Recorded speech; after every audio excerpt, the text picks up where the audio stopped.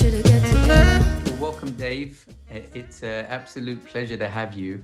I feel like I know you a little bit because I went through your multitasking is a myth audiobook. So and I got to hear you read it, which I wanted to say what a great book it is, and how nice it is to hear it with you talking it through. I just love the way you did the book in terms of in showing it in the story format. Everything's really easy to understand.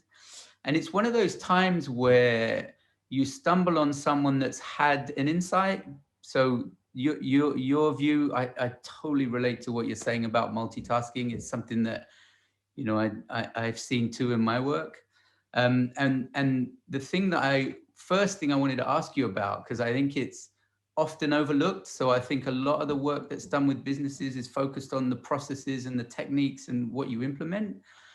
But you had a realization that something that people think is true and good is not only not good, but it's just plain not true. Right. And I think realizations of that type of what's true, it really open up new opportunities. So I just was really interested to ask you, like, where did you realize that? And yeah, how did that start? Where did that come from? It came from two places. First of all, my personal struggle. I was diagnosed as, and this is word for word what the psychologist said, after giving me 2 tests, you are freaking off the charts, ADHD. So it's something that I have dealt with, that idea of chaos versus focus, my entire life. On top of it, I started out coaching business owners, entrepreneurs. And as a group, there's no group of people in the world that's more chaotic than an entrepreneur. So my interest in multitasking, my interest in focus and saving time came from first me helping myself, and then second, helping my clients deal with is a considerable issue. But when was it you saw, like, what did you see that showed you, hold on, multitasking's not good? Oh, wait a minute, it doesn't even exist. What happened there, and what did that change for you? Yeah, it's a pattern of behavior that I saw both in myself and others. And it is to start doing something and then, oh, what's that? Right? And start to, I'd be consulting people one-on-one, and they'd be typing an email and they'd be working, and then they'd go, oh, over here, and they wouldn't finish anything. And it's interesting. It's easy to see things in other people. It's harder to see it in yourself. But once I started to see it in other people, I started to recognize I had the same thing, not even just on a micro scale, like email, but also on a macro scale, like career or business ideas, right? Entrepreneurs are prolific idea creators. But the problem is when they try to pursue too many of them, that gets in the way of any of them actually being a success. So I wanted to help break that pattern by helping people learn new behaviors, not just talking about how multitasking isn't productive, but actually doing something about it. Yeah. So one of the things I wanted to ask you is, because it's obvious from the book that when people see what's true that they hadn't realized before, it affects them immediately. It's not a behavioral adjustment. It's like a shift, almost an immediate shift in outlook. Is that right? Yeah, I'm a big believer that helping people see the truth changes behavior faster than talking about behavior. Yet that's the opposite of what most of the time we do. We see someone do something they shouldn't do, and they go, well, you need to stop doing that. Here's how you stop doing that. Well, that has value, but first you have to open their eyes. So one of the things that I do in my public speeches, Fortune 500 companies, or in the book itself, there's an exercise that I do where they just simply alternate between writing letters and numbers. And when you do that exercise, all of the logic and studies and everything that I can throw at you, and there's a mound of that evidence, they pale in comparison to just feeling for a couple of minutes the stress of trying to do something simple like jumping back and forth between writing letters and numbers. And you see the impact and you see the mistakes right there on the paper. And in 5 minutes, I can convince someone immediately what multitasking, or rather switch tasking, is actually costing them. Yeah, I mean, that was such a brilliant exercise. I was, when I listened to that, I got a real chuckle out of it. because I realized that the way I would do it, you just couldn't do the way that you said it. Like just write the numbers and then, so hopefully people will see that in the book. It's a great moment. But that's what I really resonated with about the book, Dave, is that focus on things that aren't true, that people think are true, and them seeing what is true. Because in my experience, behavior is driven by what people think is true, not by behavior. Like behavior is not driven by behavior, it's driven. And I really saw that in what you did. And the other thing I'm interested in, which I also saw in your book, is clarity of mind, is that how different levels of clarity of mind drive certain states of mind, drive certain behaviors. And I don't know if this is true, Dave, or if I projected it, but in the book, in the example in the book, you talk a lot about when people are multitasking, there's an energy, there's a freneticism, there's a chaos, there's an intensity, there's a rush. And you describe it around the office, and you describe it with the leader that Phil's working with. And as they start to appreciate switch tasking and how inefficient it is, they start to calm down. And, Yeah. and I wanted to ask you about that.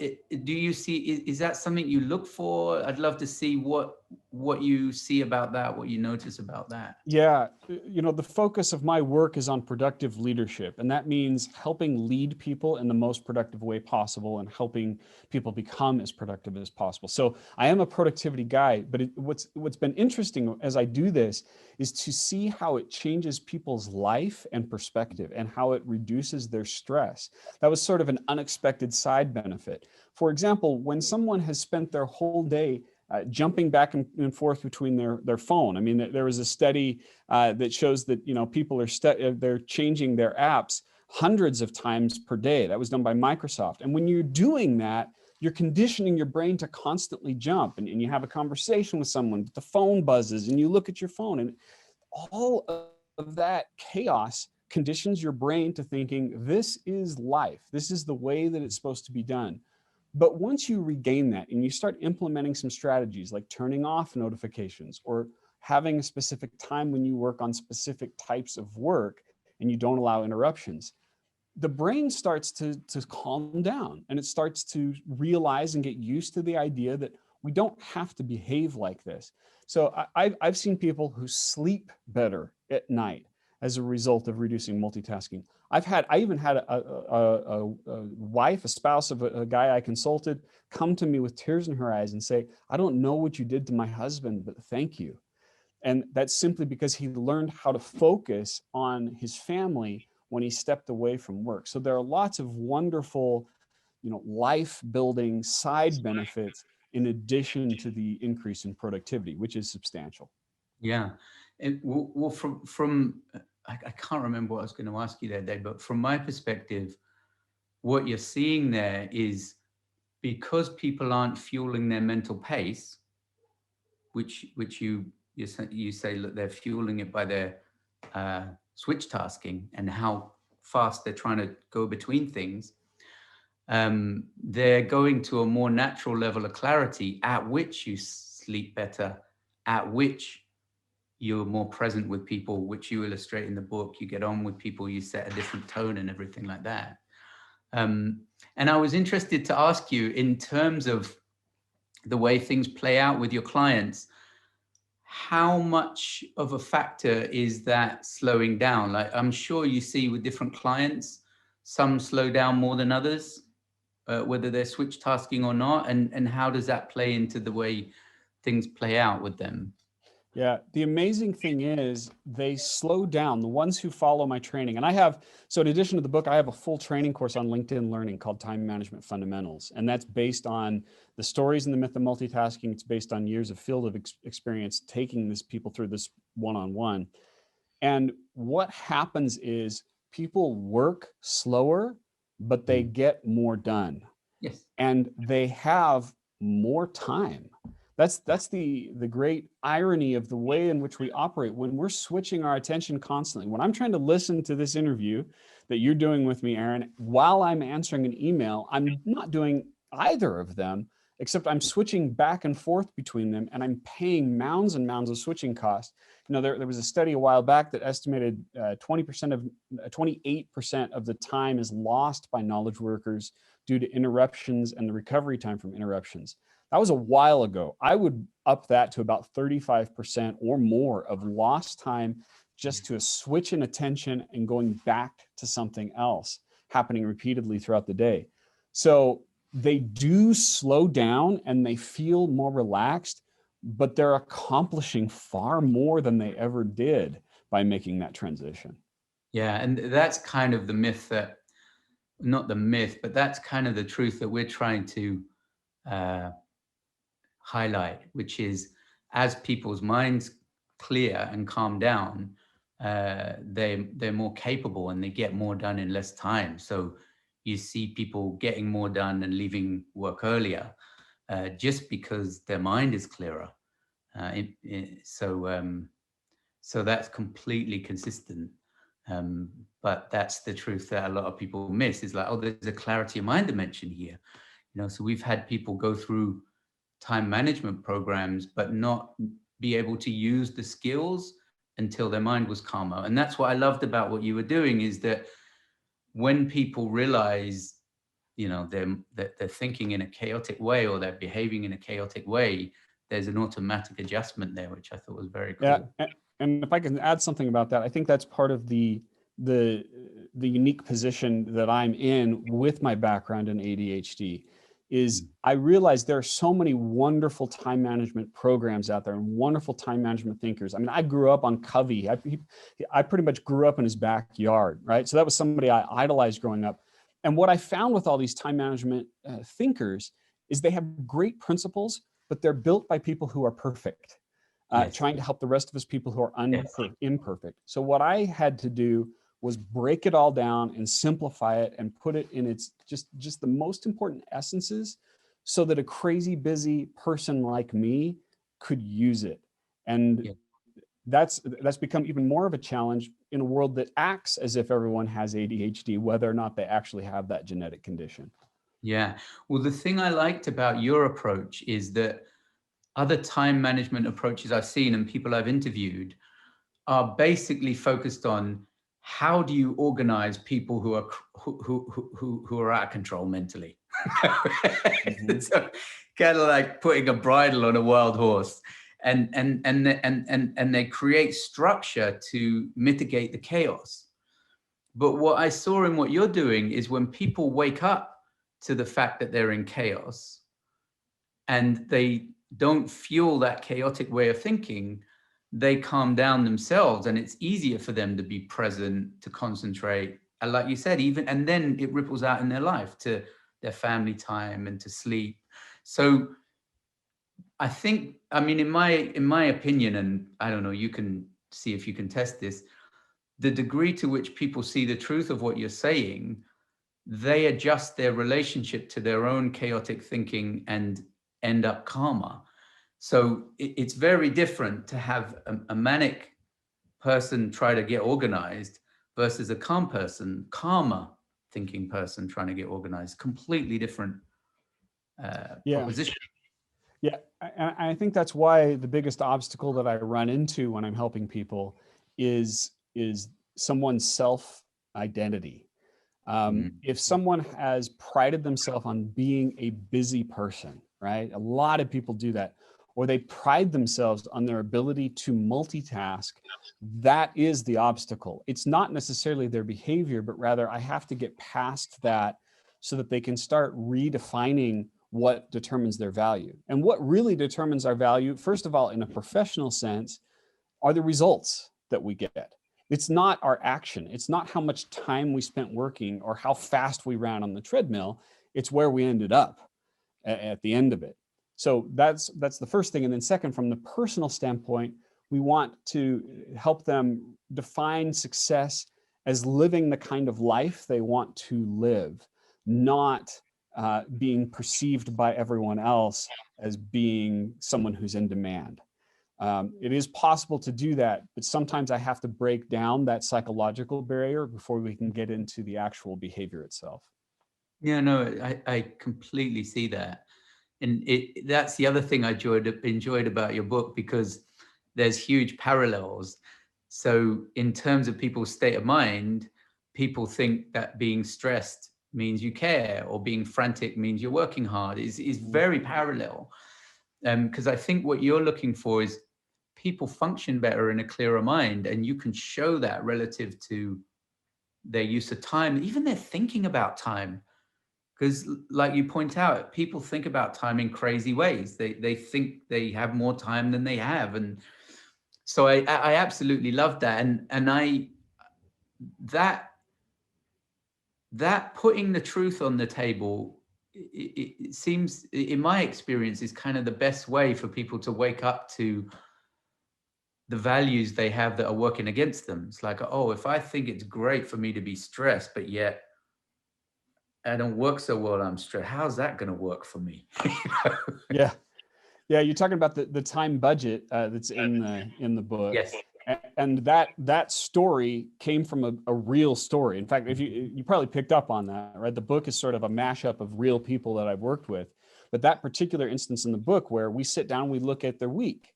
I sat down with this very successful executive. We looked at her week and accounted for 168 hours of activity, and I just asked her to estimate how much time are you spending on all these things, how much time with family, how much time with work.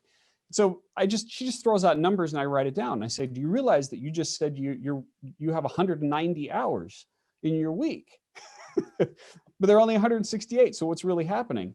And what she realized is that she thought she was spending time with her family every night, because family was important to her, but she wasn't really spending time with her family. She was spending time in the presence of her family doing stock research. And that truth just hit her hard, and she realized that for her place where she wanted to be, she was not being attentive to her children, she was not being attentive to her spouse, and so that awareness helped her decide to make some changes into how she structured her week. Yeah, there are a lot of things in the book that show how useful it is for people to wake up to the actual state of mind that they're in. So in the home story, she realized, hold on, I'm not with my family, I'm distracted or preoccupied. Well, and that just highlights to another principle. We've talked about the productivity side of it, but there's an effect when you switch task on a human being. When you don't give someone your full attention. You know, I let's say I pick up my phone and you're talking to me, Aaron, and I'm giving you, yeah, I'm listening, but yeah, okay, yeah, right. We all heard that multitasking voice that someone else gives us. When you do that to a human being, you're communicating to them that they're unimportant, that they are less important than whatever it is you could be doing at the time. So it's really important in general to be aware of when you're talking to a real person, that is never ever a time to switch task. Even if you think you're a good multitasker, that's one effect you cannot avoid.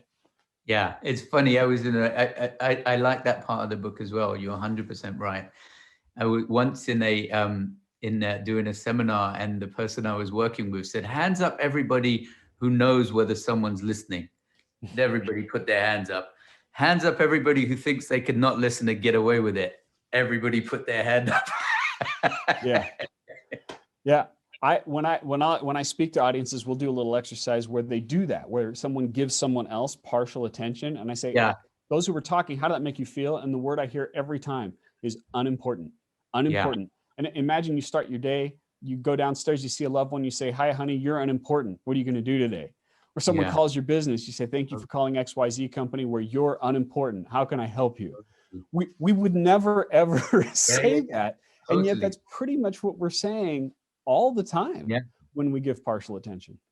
And it's one of those invisible truths where people think they're listening when they're doing something else. Like, most adults don't know what listening is. And that impressed me about the book, that so it takes a lot for an adult to realize you can't listen if you're doing something else.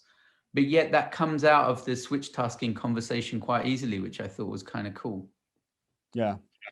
it just highlights, if you're going to share a message, if you're going to write a book, you have to be passionate about it. And that's why I'm passionate about it, is because really by solving this one thing, by reducing the number of switches in attention that occur in your day, you're going to get more time. You're going to make less mistakes. You're going to have less stress, and you're going to build the quality of relationships just by targeting one issue. I love the simplicity of that. Yeah. Well, you or I are on the same page about that, because in my mind, there's one issue, which is people seeing and appreciating and navigating their own state of mind, which is underneath the switch tasking thing. So that's kind of what I liked about your book, is all the implications of the state of mind in which people are rushed and switch tasking and preoccupied and not listening, and all the implications of the state of mind that people are kind of more present and less distracted, less wrapped up, less acting on the speeded up impulse of their thinking. So that's the other thing I liked about listening to you talk about the book, is I felt, wow, yeah, we kind of, that's an equivalent issue, or that's a parallel issue or a related issue. And so I agree with you. I mean, I relate to that. Yeah. Wonderful. Yeah. Well, it's been fantastic being able to talk to you, Dave, after spending a couple hours with you earlier in the week. I really recommend people listen to you reading the book, because you get that added passion and meaning that you put into it. But I recommend people take a look at the book. It's eye-opening. Thank you. Thank you. I appreciate the opportunity to share the message with people and help them do something, a little something, to reduce switch tasking in their day.